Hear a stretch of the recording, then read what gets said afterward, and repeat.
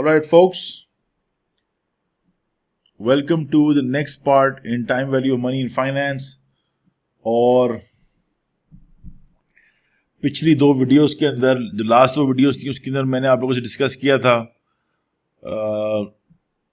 The difference between fixed income instruments and equity instruments, right. ये मैंने उसके उसके काफ़ी डिटेल में हमारी डिस्कशन हुई थी उसके ऊपर, फिक्स्ड इनकम और इक्विटीज के ऊपर। और प्लीज़ नोट के ये जो दो लास्ट दो वीडियोस थी वो मैंने एडिशनल वीडियो जो कि बेसिकली आपको मतलब आप कह रहे हैं कि कॉम्प्लीमेंट्री वीडियोस मैंने आप लोगों को डाली थी, ठीक है ना, ताकि वो आपकी थोड़ी अंडरस्टैंडिंग और डीपर अंडरस्टैंडिंग डेवलप हो regarding the difference between equity and fixed income instruments, right. तो वो हमने डिस्कशन कर ली हुई है, ठीक है ना। और प्लीज़ नोट के जो इस चैप्टर का जो हिस्सा है वो अभी हम लोग ये लास्ट दो वीडियो जो है यानी कि जिसमें हमने फिक्स्ड इनकम और इक्विटीज के बीच में डिफरेंस डिस्कस किया, उससे पहले हम लोग already fixed income instruments and time value of money कर चुके हैं, ठीक है ना। चैप्टर का नाम है टाइम वैल्यू ऑफ मनी या लर्निंग मॉड्यूल जिसे आप लोग कहते हैं, जिसे CF institute start calling learning module या चैप्टर, इन सिंपल टर्म्स। तो चैप्टर जो है वो है time value of money in finance, और उसके अंदर सब टॉपिक जो है वो हम लोग अब स्टार्ट कर रहे हैं equity instruments and time value of money, right. This is the name of the topic. और तो स्टार्ट करते हैं। मैं इस वाली वीडियो के अंदर ज़्यादा डिटेल में इक्विटी नहीं जाऊंगा।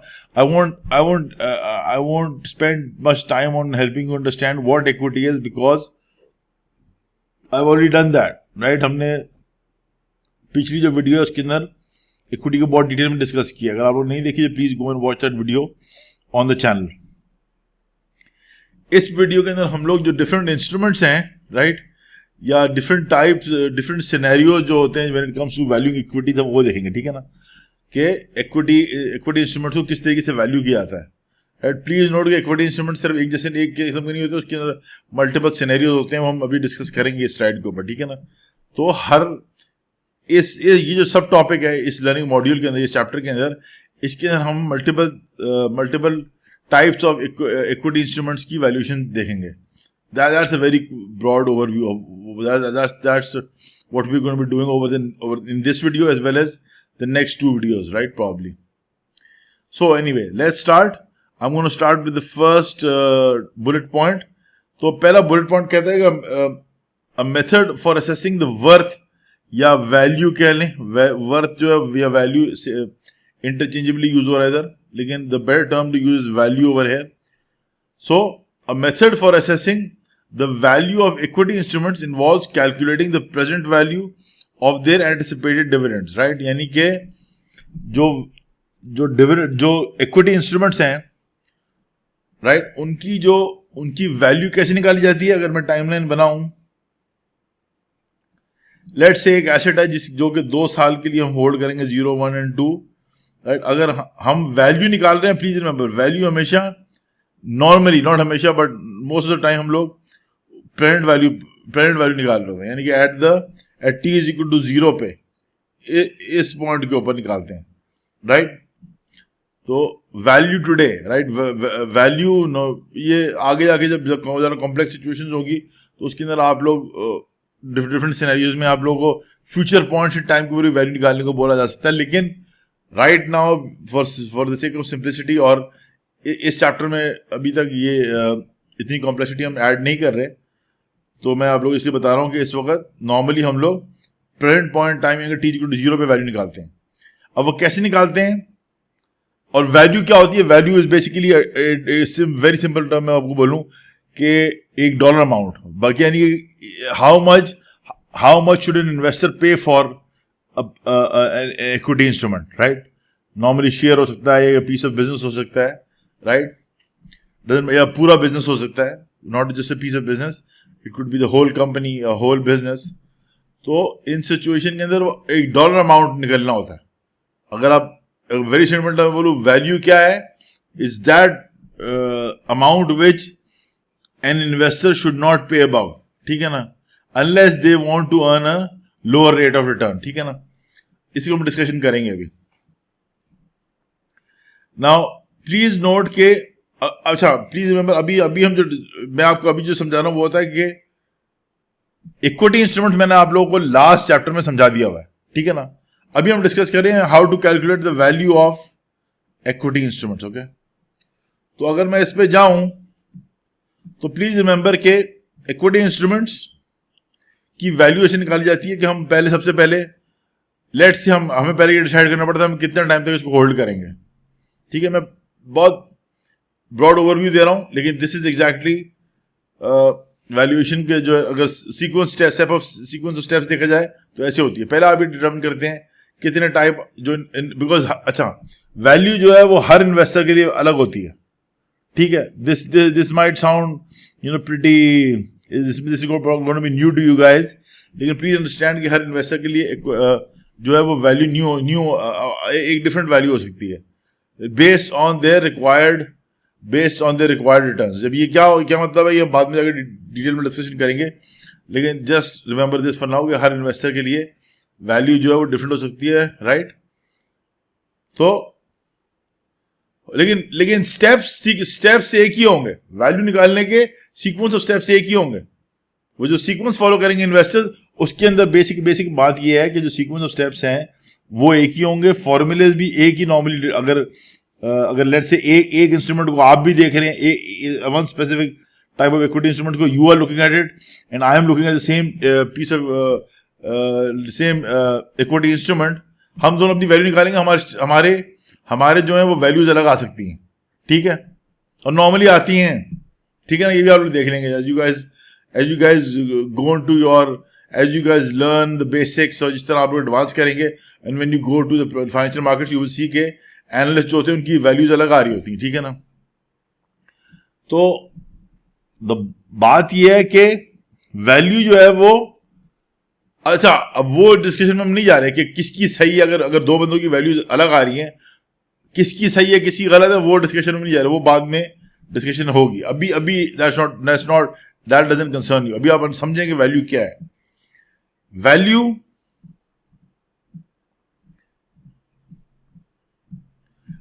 जो है वो अच्छा सीक्वेंस ऑफ स्टेप्स मैंने आपको बता दिया, सीक्वेंस ऑफ स्टेप्स सबके बराबर होंगे।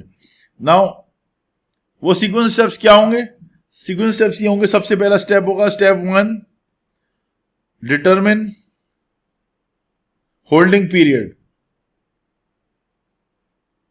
अच्छा प्लीज नोट, ये आपको आपकी CFA की बुक्स में, इंस्टीट्यूट की बुक्स में नहीं मिलेगा, because I been doing this for so long, तो this is my own summary of how it works, okay. आपको सबसे पहले, लेकिन अगर आप इवन CFA इंस्टीट्यूट में एक्सप्लिसिटली इसको नहीं बताया होगा, लेकिन अगर आप इसको स्टडी करेंगे तो आपको समझ आएगी this is how it's working, right. ये आपको बहुत ही ब्रॉड लेवल पे, बहुत ही बर्ड्स आई व्यू से आपको वैल्यूएशन ऐसे होती है। सबसे पहले आप डिटरमिन करते हैं मैंने कितने टाइम तक एसेट को होल्ड करना है, ठीक है। लेट्स से हम इस एग्जांपल में हम कह रहे हैं कि हमने एसेट को 2 साल के लिए होल्ड करना है, ठीक है ना, इस टाइम पीरियड के लिए, ठीक है, 2 years, ओके। जब हमने डिटरमिन कर लिया कि इतने साल के लिए हमने होल्ड करना है, तो फिर सेकंड स्टेप 2 होगा, ये S है, S2 का मतलब है स्टेप 2, ओके। स्टेप 2 होगा कि आपने फोरकास्ट करने होंगे कैश फ्लोज, ओके। अभी मैं सिंपल रखूंगा, मैं फ्री कैश फ्लो उसके अंदर नहीं जा रहा, free cash flow to firm, free cash flow equity, वो अभी उसमें नहीं पढ़ रहे, सिंपल रख रहे हैं चीजों को, ठीक है ना। Just understand what valuation is right now, फिर बाद में ऐसी कंप्लेक्सिटी हम बढ़ाते जाएंगे, ठीक है ना। अभी बिल्कुल बेसिक्स हैं वैल्यूएशन के, इक्विटी वैल्यूएशन, ठीक है। तो पहला स्टेप हो गया डिटरमिन द होल्डिंग पीरियड, ठीक है। दूसरा स्टेप हो गया फोरकास्ट कैश फ्लोज, ठीक है। कि हम लोग, इसका क्या मतलब हुआ? इसका मतलब ये हुआ कि हम ये बेसिकली देखेंगे कि अगर हमने 2 साल तक ओवर दिस टाइम पीरियड हमने होल्ड करना है, स्क्रीन पे आप लोग देखें तो ब्लू में जो है बेसिकली ये जो एरिया, अगर हमने इस पूरे टोटल टाइम पीरियड 2 साल के लिए होल्ड करना है, तो आप ये डिटरमिन करेंगे कि at the end of the first year, यानी इस पॉइंट पे how many dollars will you make, as well as on this point T=2 पे आपको पैसे कितने बनेंगे, ठीक है ना। How much money will you make, right, at these 2 points in time, these 2 future points in time। Please remember, हम इस वक्त किस पॉइंट पे खड़े हैं? हम इस वक्त T=0 पे खड़े हैं, ठीक है ना। तो हमने क्या करना होगा, हमने डिटरमिन करना होगा इन 2 points in time पे क्या हो रहा है, ठीक है। तो ये हो गया। अब दैट स्टेप 2, ठीक है, हमने पहले कैश फ्लो फोरकास्ट कर लिए। Step 3 is determine investors required rate of return. RRR में लिख रहा हूं required rate of return, to it's an abbreviation, ठीक है ना।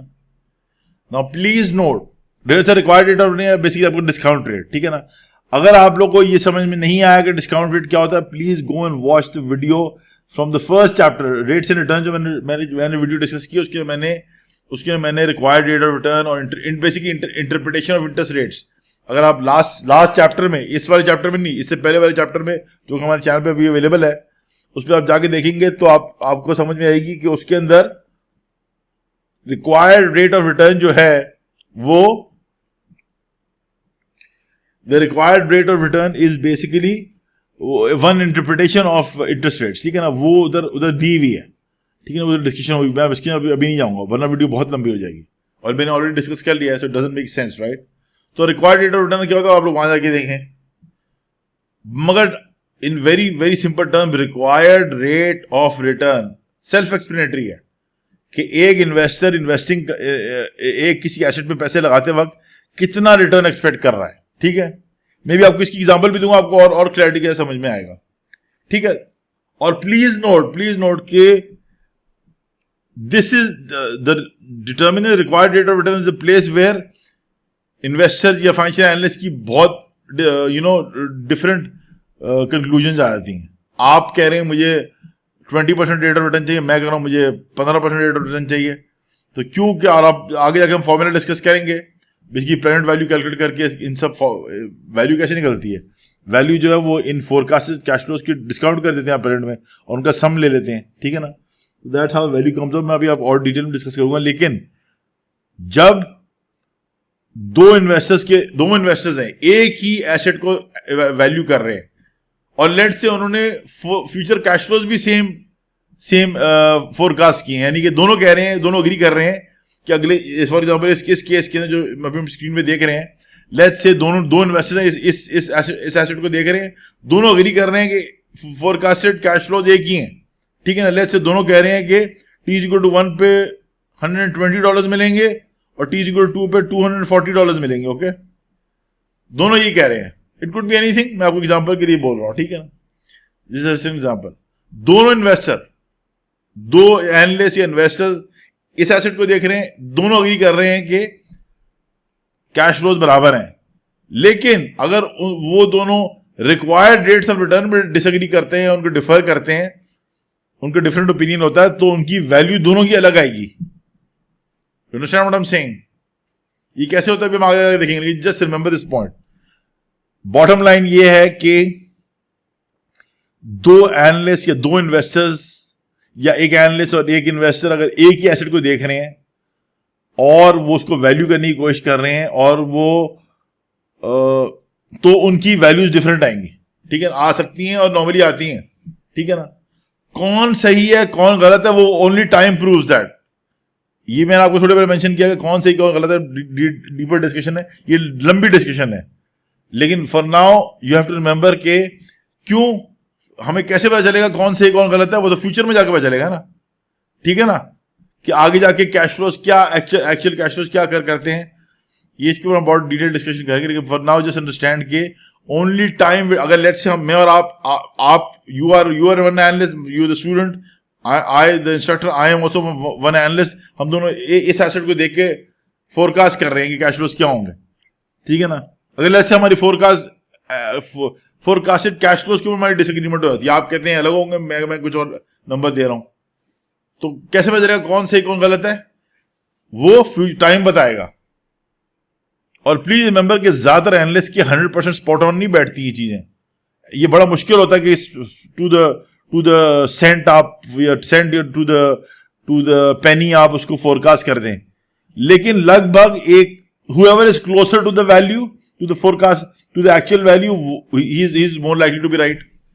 तो जब अगर हम हम खड़े होके प्रेजेंट पॉइंट टाइम पे खड़े होके 2 साल आगे की फोरकास्टिंग कर रहे हैं, तो और हमारे डिफरेंट नंबर अभी आ रहे हैं, तो आएंगे, वो तो आते हैं।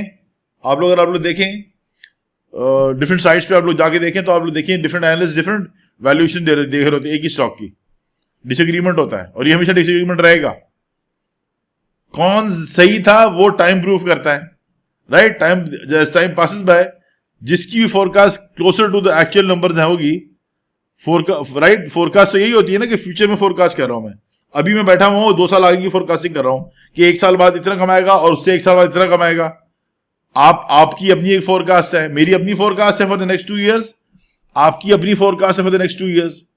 तो कौन सही है कौन गलत है वो टाइम प्रूव्स, ठीक है। सो एनीवे, ये बहुत डिटेल डिस्कशन है, ये बाद में जाकर हम करेंगे। अभी आपको for the sake of simplicity just understand के जो मैं बेसिक्स बता रहा हूं उस पर समझें, ठीक है। तो coming back to the steps, ये 3 स्टेप्स हो गए। Step 1 determine the holding, step 1 is what, determine the holding period. Step 2 is forecast future cash flows. Step 3 is determine the investors required rate of return, and then step 4 is calculate present values of future cash flows. FCF में लिख रहा हूं, ये future cash flows है, okay. It's not free cash flow, its future cash flow. Free cash flow भी एक term होती है, हम बाद में जाकर डिस्कस करेंगे, अभी नहीं आ रही free cash flow, let's keep it simple, ठीक है। ये चौथा स्टेप हो गया, calculate the free cash flows, ठीक है ना। और फिर उसको सम कर देते हैं, 5वां स्टेप आप कर सकते हैं, you basically sum the present values of all the future cash flows, ठीक है। ये फिर आपका नंबर आता है, वो वैल्यू होती है, ठीक है। ये मैं अभी इसका एग्जांपल इसलिए नहीं करवा रहा हूं क्योंकि ये आगे जाके अभी हम बहुत प्रैक्टिस करेंगे इसकी। अभी आप लोग सिर्फ कॉन्सेप्ट समझे, स्टेप समझे क्या हो रहा है। अभी मैं अगले नेक्स्ट 2-3 वीडियोस में इसकी अभी हम लोग एग्जांपल्स करना शुरू हो जाएंगे। अभी just understand the broader picture, हो क्या रहा है, ठीक है। तो ये बेसिकली था, this is how you value a stock और an equity instrument, right. I am going to remove all the notations. Now let's get back to the bullet points. तो coming back to the first bullet point, मैं एक बार फिर repeat करूंगा कि a method या equity instrument की value जो है, the method for assessing the worth या value of equity instruments involves calculating the present value of their anticipated dividends. वही बात कर रहे हैं जो मैं कह रहा था। एंटिसिपेटेड डिविडेंड्स क्या है, फ्यूचर कैश फ्लोज हैं। एक डिविडेंड क्या होता है, डिविडेंड कैश फ्लो होता है। Please remember, fixed income instruments, specifically bonds, they generate cash flow in the form of coupon payments, or equity instruments generate cash flow in the form of dividends. Equity instruments जो है वो dividends देते हैं, ठीक है ना। उनमें फर्क होता है, वो क्या होता है हम बाद में जाके देखेंगे। मैं if you guys want me to make a video on that, आगे जाकर हम डिस्कशन करेंगे, लेकिन this is also a video which we can make. मैं एक वीडियो बना सकता हूँ। If you guys are interested in learning the difference between coupon payments and dividends, right? वो सिंपल तो मैंने आपको बता दिया कि डिफरेंस सबसे बड़ा डिफरेंस ये है कि fixed income instrument specifically bonds के अंदर कूपन पेमेंट्स होती हैं, which is the cash flow generated by the bonds, और इक्विटी इंस्ट्रूमेंट स्पेसिफिकली स्टॉक्स के अंदर डिविडेंड्स होते हैं, जो कि कैश फ्लो होता है इक्विटी इंस्ट्रूमेंट का, राइट। तो ये था। Now coming back to the next point, dividend valuation models. Now remember, dividend valuation model जो है वो, अगर आपको dividend valuation model को क्या रहना है, इसका मतलब है सीधी बात समझ जाए कि इक्विटी है। क्यों? क्योंकि डिविडेंड फिक्स इनकम में नहीं होता है, बॉन्ड्स में डिविडेंड नहीं होता है, बॉन्ड में कूपन्स होते हैं। तो अगर वो टर्म ही आपको कह रहा है डिविडेंड वैल्यूएशन मॉडल, इसका मतलब है कि अगर आपको कोई सिर्फ, और मैं कुछ भी ना बताऊं आपको, मैं सिर्फ ये बता दूं, ये टर्म लिख दूं कि डिविडेंड वैल्यूएशन मॉडल है, तो आपको ऑटोमेटिकली समझ जाना चाहिए कि ये इक्विटी की बात कर रहे हैं। क्यों? डिविडेंड जो है वो इक्विटी में होते हैं। So dividend valuation models commonly rely on specific assumptions for this purpose. For what purpose? For valuing the assets, ठीक है ना। अब वो क्या होती है, अब बेसिकली 3 किस्म जो इक्विटी इंस्ट्रूमेंट्स हैं उनकी 3 सिनेरियोज होते हैं उनकी वैल्यूएशन के अंदर। वैल्यूइंग के 3 डिफरेंट सिनेरियोज के अंदर, अभी जब एटलीस्ट हम जो डिस्कस कर रहे हैं उसके अंदर हम तीन डिफरेंट वेरिएशंस या 3 डिफरेंट सिनेरियो डिस्कस कर रहे हैं जो कि इक्विटी इंस्ट्रूमेंट की हो सकती है regarding its future cash flows. Okay, the first is constant dividend. ये क्या होता है हम अगली वीडियो में देखेंगे, ठीक है। उसके राइट वो क्या होता है अभी हम देखेंगे, ठीक है, डोंट वरी अबाउट इट। अभी आप सिर्फ टर्म्स देख लें कि क्या किस चीज की टर्म्स के डिविडेंड, यानी कि इक्विटी इंस्ट्रूमेंट की वैल्यूएशन 3 तरीके से होती है बेस्ड ऑन 3 डिफरेंट सिनेरियोज। यानी कि इक्विटी इंस्ट्रूमेंट अगर एक सिनेरियो में, फर्स्ट सिनेरियो जो है वो ये सिनेरियो है कांस्टेंट डिविडेंड, यानी कि जो आपका इक्विटी इंस्ट्रूमेंट है वो बराबर इक्वल या लेवल डिविडेंड पे करते जा रहा है, कांस्टेंट डिविडेंड है, ना ग्रो कर रहा है ना कम हो रहा है, ग्रोथ रेट नहीं है, ग्रोथ रेट 0 है, ठीक है। फिर है दूसरी सिनेरियो होता है, वो कैसे वैल्यूएशन होती है नेक्स्ट वीडियो में देखेंगे। उसके बाद एक और सिनेरियो होता है जिसके अंदर कांस्टेंट डिविडेंड ग्रोथ रेट होता है। प्लीज नोट कि पहले वाले पॉइंट के अंदर कांस्टेंट डिविडेंड कांस्टेंट है, डिविडेंड जो है वो, अभी आप लोग सेकंड और फर्स्ट टाइम अगर कंफ्यूज हो रहे हैं तो आपको रिमेंबर नोट, ये इस बात को याद रखें कि पहले पॉइंट में dividend absolute number dollar term में डिविडेंड है, अगर $5 डिविडेंड है तो कांस्टेंट डिविडेंड की बात कर रहा हूं पहले वाले स्टेप की, तो हर साल $5 ही मिलेगा, हर साल $5 मिलेगा। कांस्टेंट डिविडेंड का मतलब ये होता है हर साल $5 मिल रहा है।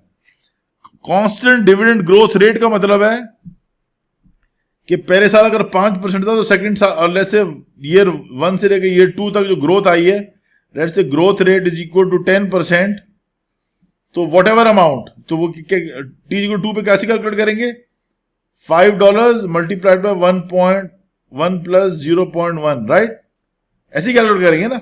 अगर ये ग्रोथ रेट 10% है ओवर 1 ईयर, तो एक साल से दूसरे साल के पे आप कैसे डिविडेंड ग्रोथ कैलकुलेट करेंगे, आप उसको 1 प्लस ग्रोथ रेट से कंपाउंड कर देंगे, और लेट्स से आगे 3 साल, थर्ड ईयर, रिमेंबर हम सेकंड वाला देख रहे हैं, सेकंड वाली situation constant dividend growth rate, तो जब सेकंड ईयर से थर्ड ईयर पे जाएगा तब भी ग्रोथ रेट सेम रहेगा, 10% रहेगा, डिविडेंड चेंज हो जाएगा, डॉलर टर्म में डिविडेंड चेंज हो रहा है लेकिन ग्रोथ रेट सेम रह रहा है, ये बात समझे आप, ठीक है। वो क्या होता है हम अभी क्वेश्चन करके आपको समझ आ जाएगी। I'm going to remove all the annotations, और फिर फाइनली लास्ट वाला है चेंजिंग डिविडेंड ग्रोथ रेट। अभी मैंने आप लोगों को लास्ट एग्जाम्पल, अभी जो एग्जाम्पल अभी मैंने स्क्रीन से हटाई है उसके अंदर मैं कह रहा था कि कांस्टेंट ग्रोथ रेट है, rate constant growth rate, dividend change हो रहा है लेकिन ग्रोथ रेट सेम है, ठीक है। अब मैं कह रहा हूं इस थर्ड वाले सिनेरियो के अंदर कि डिविडेंड का ग्रोथ रेट भी चेंज हो रहा है, तो डिविडेंड तो चेंज हो रहा है लेकिन डिविडेंड के साथ उसका ग्रोथ रेट भी चेंज हो रहा है। अब ये बेसिकली इस वीडियो के, I am going to stop this video over here because लंबी वीडियो बहुत लंबी हो जाएगी, राइट। और अगली वीडियो के अंदर मैं आप लोगों को, यानी कि over the next 3 videos actually हम ये 3 जो डिफरेंट वैल्यूएशन मेथड्स हैं फॉर इक्विटी इंस्ट्रूमेंट्स, रिमेंबर ये इक्विटी इंस्ट्रूमेंट्स की वैल्यूएशन हो रही है, तो ओवर द नेक्स्ट 3 वीडियोस हम लोग इन तीनों को डिस्कस करेंगे, हर वीडियो के अंदर एक टाइप ऑफ वैल्यूएशन मेथड को, ठीक है ना। तो ये था, ये that's it for this video. Please note कि अगर आप लोगों को अभी भी फिक्स्ड इनकम और इक्विटी इंस्ट्रूमेंट्स की प्रॉब्लम हो रही है, please watch the last 2 videos, वो आप लोगों को मैं बिल्कुल आपको क्लैरिटी आ जाएगी जितनी अभी तक जरूरत है, मैंने काफी डिटेल में डिस्कशन की है, वॉच दैट वीडियो, ठीक है ना। और अब हम तो नेक्स्ट 3 वीडियोस के अंदर ये 3 मॉडल्स डिस्कस करेंगे, right. That's it for now, I will see you guys in the next video.